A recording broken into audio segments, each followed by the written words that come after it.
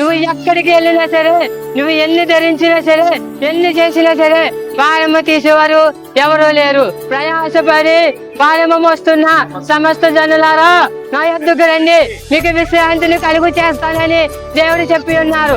ఈ లోకంలోని ఎన్నో ప్రేమలు కలిగి ఉండొచ్చు. తల్లి ప్రేమ, తండ్రి ప్రేమ, స్నేహితుల ప్రేమ, ప్రియురాలు ప్రేమ, ప్రియుడు ప్రేమ. కానీ ఏ ప్రేమ అయినా సరే మన కొరకు ప్రాణము పెట్టలేడు. కానీ మన కొరకు ప్రాణం పెట్టిన వారు ఒకే ఒక్క వ్యక్తి ఉన్నారు. ఆయనంటే నజరైన యేసుక్రీస్తు ప్రభు వారు. తెల్లని వస్త్రం అయితే ఈ షర్ట్ మీద ఒక మరక ఉంది. ఆ మరక మనకి కనిపిస్తుంది. ఎలాగంటే షర్ట్ పైకి ఉంది కాబట్టి. అయితే మనుషులు పై రూపం మాత్రమే చూస్తూ ఉన్నారు. కానీ దేవుడు మన హృదయాంతరంగము పెరిగి ఉన్నారు.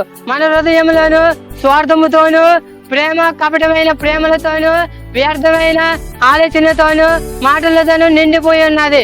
కానీ ఈ హృదయంలో ఉన్న బాధను, వేదనను, పాపాన్ని ఎవరు కూడా ఈ ప్రపంచంలో తీయలేరు. అయితే ప్రయాసపడి భారము మోస్తున్న సమస్త జనులారా నా యొద్దకు రండి, మీకు విశ్రాంతిని కలుగు చేస్తానని దేవుడు చెప్పి ఉన్నారు. ఆ కపటమైన ప్రేమ, అది వ్యభిచారము, దొంగతనము.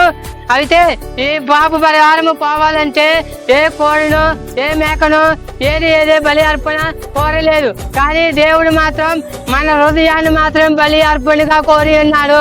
మన హృదయాన్ని బలి అర్పణ కోరి ఉన్నారు.